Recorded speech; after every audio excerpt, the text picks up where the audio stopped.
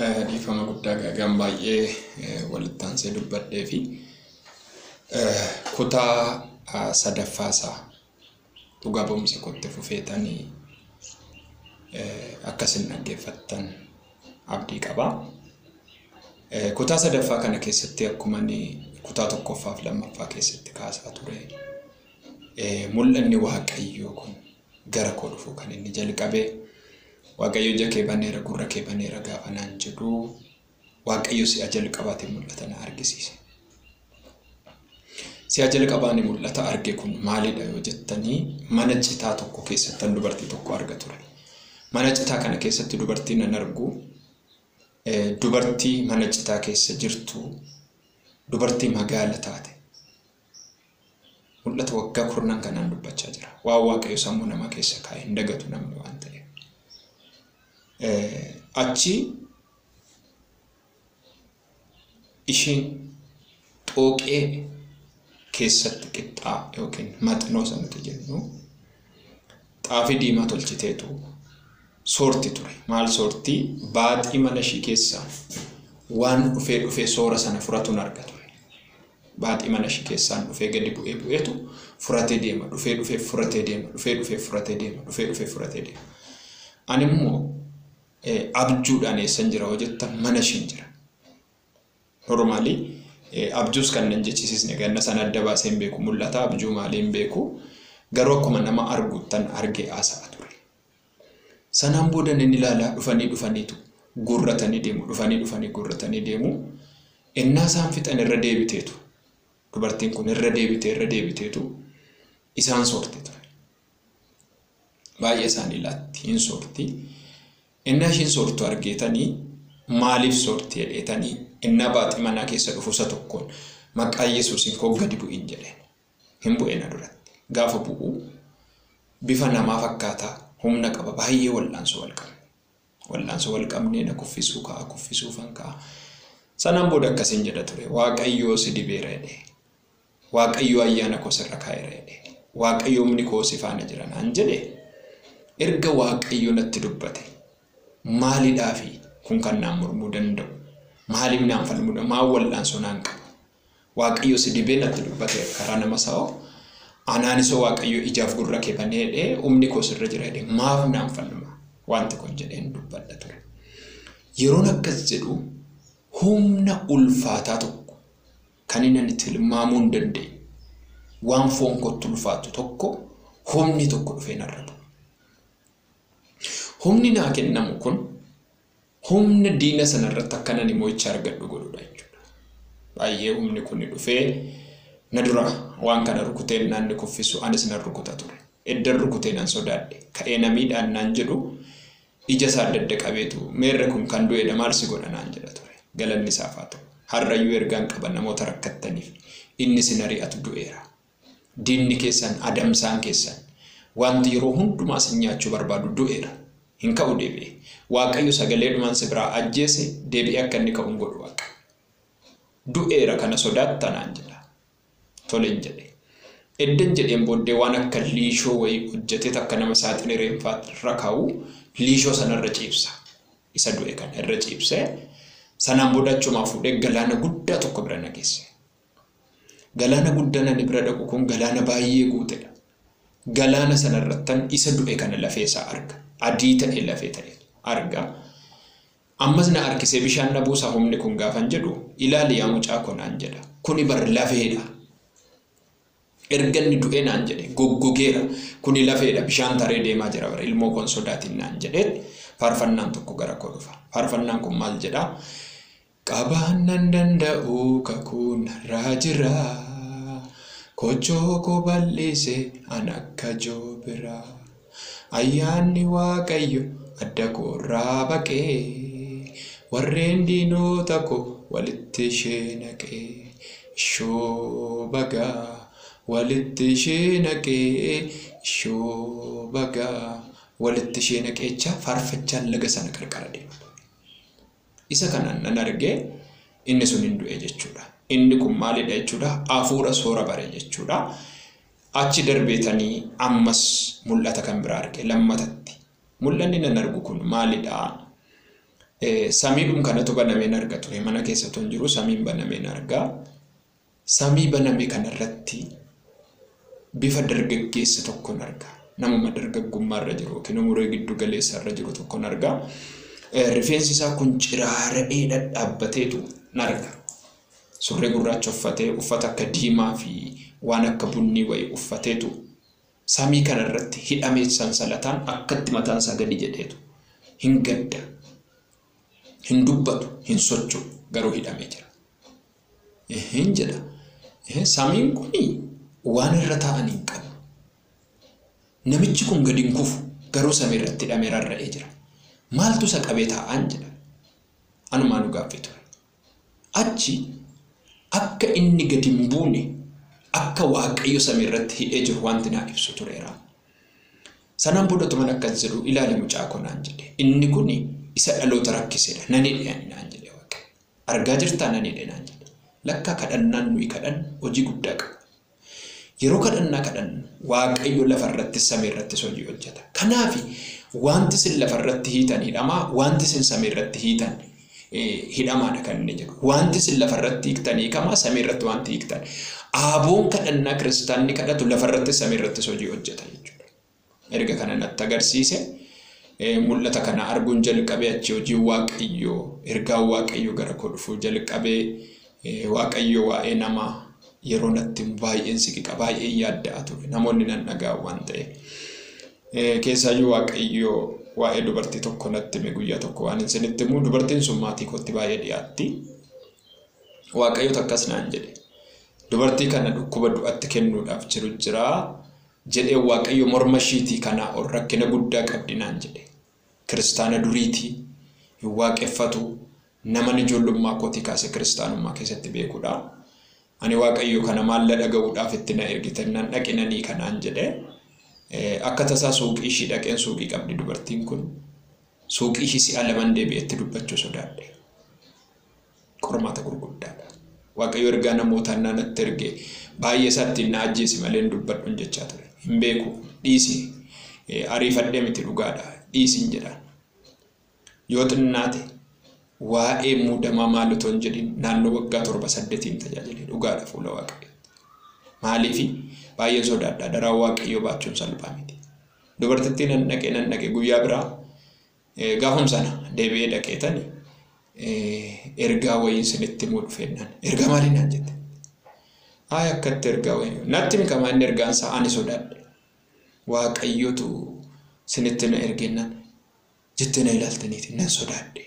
Yesus jennaani milikitaa morma keessan akkatti iddoo as keessan sin dhukkubaa baay'ee rakkattu kanaan jennaan mana yaalaayyuu deemeera na dhukkubeera naan haa isiniin kadhadhaa jedheen jennaan amma suuqiin jira hin qaqqabu yeroo booda bakka dhimma ishii jedheen ani baay'inaan qajeelu ibiddi wayii mataa korra naannama akkan deebi'ee ishii kadhadhu gadi bu'e maaloo wayyeen jedhee bakka mana kootti naan mijatu suuqitti na kadhattaattees jedheen kadhannaatti jennee gaafa kadhannaatti dubartii wayii fi nama Waaqayyo tokko waan mandheen dhaqee suuquma daandii namni yaa'urra achi otoon kadhachuu fi jalqabu dubartiin kun afaan haaraa haasawutti jetti Yesus hidhaatirra jira dhibee seexanaati seexana qabee rakkisanaan jettu maal afaan haaraa ishiin dubbattuun jedha keessa kootti otoo afaan haaraa dubbattu innan irraa ifadhu afurri iyye daandii gubbaadha kan sinni namoonni dhaqanii irratti hojjechiisan sun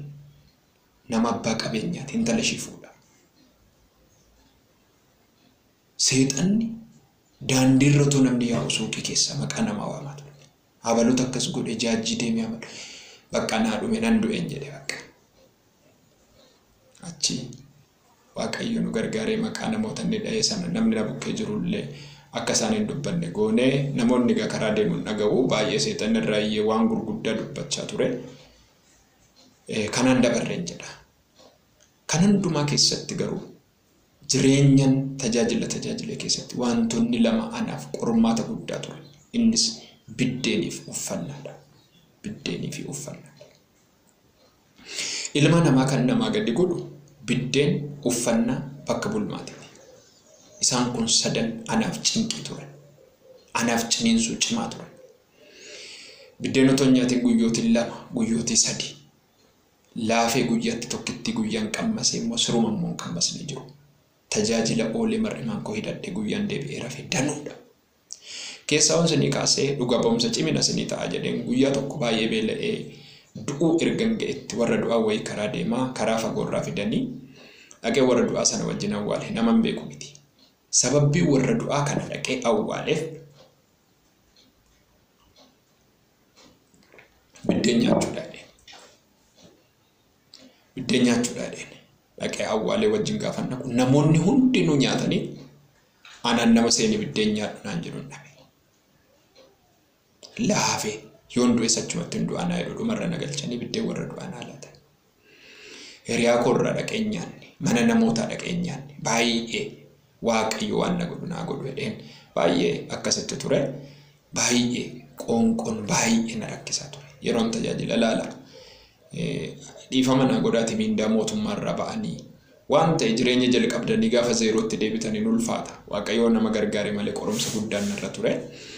Sana keessatti garuu waaqayyo harka isaatiin na wajjin jira ture. Kan hundumaa keessa nan darbee uffanni narratti dhumee paantii malee surree tokkitti tafee caammaan narra jiru kamana daarii jalaan itti rukutanii bismaara.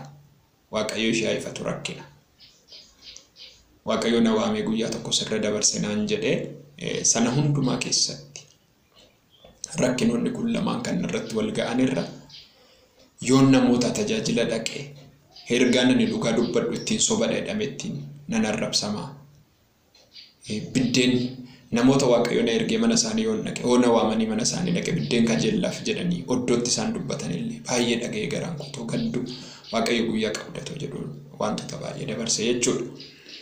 Haa ta'u malee sana keessatti dabalataan otoon qorumsoota kana lamaan qoramu iddoo bulmaataa tunna bootoon kana hundumaa rakkadhu guyyaa tokko amantii maqaa dha'uun barbaadu dhaabbata amantii tokko keessaa nama amantii geggeessu tokko takkas jedha hafuuraan hin arga. Namitti kana dadhabne mucaa kana umurii malee galaafannaa kunoo deemnee kudhaama biyya Goojjamii finnee dhufne jedha. Hafuuraan nan argaa. Sanaan booda nama akkasaa dhaabbata amantii geggeessu sanatti argisiisa ture. Gaafa inni argisiisuuni anaan bar'oomtuu omaana gochuu akka hin dandeenye sittan hima. Anaan lubbuu kon dandeessu jedheetan kudhaama sana harkaa buteen saaqeennaan ilaalu bifa arabaa barreeffama akkasiitiin barreessanii xaxanii kudhaama keessa galchanii jiru. Hafuurri Waaqaa na argisiisa ture. Xiqqoo shinanna'e. Maaliif haalli irra jiru nama bukkeedhaan qabu warri nagataniiru qilleensa irra jira waan ta'eef yoon ciise guyyaa tokko nama na gargaaruun qabu dhugaadha baay'ee keessi koo sodaate. Gaafan sodaadhu akkuma arge sana sammuun koo qabame jechuudha. Mataan koo baay'ee qabamee mataan koo kun natti ulfaata duwwaa ta'uun isaa natti beekama. Malaan afaanii funyaan hin yaa'utti ka'e. Malaa ulfaata akkatti nan gadi jedhe akka bishaanii coba afaanii funyaan jechuudha. Malaan afaaniin nama yaa'u jechuun yaada funyaan illee uumaa miti. Namoota duratti tufuurra namoota duratti waan ta'e jechuurra nan liqimsa ture. Funyaan koo keessaa malaan yaa'u sooftii itti ukkaamseen oddoo namni jirretti ennaan fuudhu akkatti gadi jiga ture. Isumaan tajaajilan deema. Madirakoota garaagaraa ennaan tajaajilu maalan godhaa gadiin jedhu yoon gadi jedhe gadi nama waan ta'eef ol jedheen akkatti tajaajila ture. Akka gadiin jennetti asum keessatti kuufamee taa'a jechuudha. Asum keessatti kuufamee taa'a kana gidduutti baay'ee waan sin ajaa'ibu keessaa baay'ee rakkadhe. Rakkina guddaarraa kan ka'ee guyyaa tokko qeessi Silashii kan jedhan jiru geggeessaa Makaana Yesuusiiti. Waldaa Makaana Yesuusii qooraa tajaajila gaafan deemuu ani nan lallabaa isaan irbaata qulqulluu kennu ol jedhee lallabe. Yoon gadi jedhee rakkina waan ta'eef ol jedhee lallabe jechuudha. Ol jedhee gaafa lallabu waan baay'ee sin ajaa'ibu namni tokko narratti hin beekne. Sanaan booda Waaqayyoon gaa'ee narra dabarsee ijoollee wajjin kadhannaa gallee ijoollee 3 amma dhumaatti wal biraan hafnu bara rakkinaa kana Waaqayyoon dabarsee gaafa kaanu inni tokko ani rakkina kana mannaa jedhee nagatee gara Bishooftuutti galee inni na bukkee jiru tokko humna dhabe. Achiinis nan deema naan jedhee dhibee kanarratti garuu adaraa kee birrisii kadhannaa hinduuta jedhee waan garaagaraa natti qaamnaan nan du'a malee nama naan kadhattanii Waaqayyo na ajjeesu du'uun barbaada jedheen murtoo godhee Waaqayyo fedha isaa ta'e immoo na ajjeesu dide kadhachaan ture na ajjeesii hin dide Sanaan booda ammas dhibeen ulfaataan na qabate. Baay'ee dhibeen na kuffisuudha. Tarii hir'ina nyaataa ta'uu danda'a, haalota garaagaraa ta'uu danda'a, dhiphina sammuus ta'uu danda'a na kuffisutti ka'ee. Guyyaa tokko konfiraansii ulfaa baay'ee bal'aa ta'ee jira Mulu Wangeelii keessaa. Konfiraansii sana gaafan deemu karaatti si'a meeqa taa'an achi ga'ee waldaatti immoo nan kufe jechuudha. Waldaatti gaafan kufu namni tokko dhufee na qabee maqaa Yesuusiin keessaa bahi. Akka na dhukkubu otoo mo'amee jiru garuu isin akkas jedhu nan beeka. Mutuun jiru ammas waliin ka'aa taa'aa dhaabbadhaa nan dadhabee ammas deebi'een kufe. Gaafan kufu ammas deebi'ee na qabate maqaa Yesuusiin jedha. Maaloo anaan na dhukkuba malee dhukkuban narra jira. Baay'ee na dhukkubaa jira malee kanaaf jedhee miti. Seexana narra jira miti jedhee kana hundumaa keessa darbee wantoonni narra ga'an danuudha.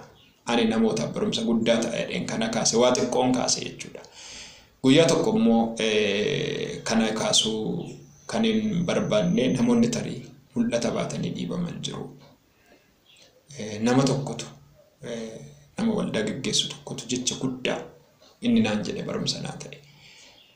Mana wayii keessaa otoo bulluu akkuma kutaa tokko irratti sinii kaasee mana caccabaa fi mana babbaqaqe wayii keessa otoo gallu cinaachi kun nu dhumeetu akka tasaa wangeelaawwiin iddoo sana nuti hojii hojjetan Finfinnee galaa mana sana gadhiisee guddinaan gara Finfinnee gaafa galu mana jijjiirranna inneetu firaashii immoo abbaa meetira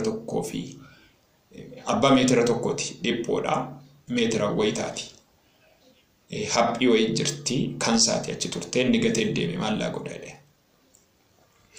Manichatti kaanee darbinni jennee qulfii gaafa furannee itti galla jennu mucaa wayii faana mucuu wajjin tajaajilu faana. Jaarsi waldaa tokko waan ani hin daganne akkas naan jedhe siinaan jedhe mana akkasii keessa buluuf jedhe. Atamma firaashii akkasii irra ciisuudhaaf yaadda siif ta'a firaashiin inni kuni kan wangeelaawwiin keenya irra ciisu irra ciistaatiin. Isaadha dabalee immoo guyyaa tokko na yaadadha otoon ergaa dubbadhu innumti ka'ee maayikiin harkaa buteera. Taa'ee maal dubbattaa da'umaati manaan koo baay'ee gaddite nan dhiisin jedhe. Maaliif wantoota darbuu qabnudha. Sanarra kaasee heddum sanatti ijaarsi gurguddaan irratti ijaarameera. Meeshaadhaan wantoota garaagaraa namoonni hojii hammeenyaa hojjetanii jala diigame wantoota gurguddaan irra ga'eera.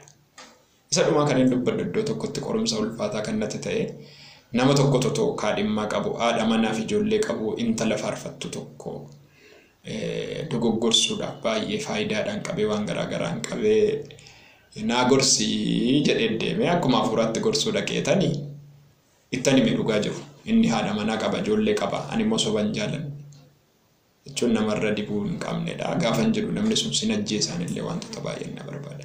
Na qorumsoonni darban qorumsoota baay'ee ulfaataa turan. Waaqayyo garuu sana hundumaan dabarse. Namoonni rakkinaaf dhiphina garaagaraa keessa jirtanii Waaqayyo sinirra dabarsan jedha. Gooftaan sinaa eebbisu dhuga ba'umsa koo kanarraa erga guddaa akka barattan nan beeka kutaa arfaffaasaa itti fufaatii dhaggeeffadhaa. Sinaa eebbisu gooftaan sinaa eebbisu naa kadhadhaa na eebbisaan sinin jedha eebbifamaa.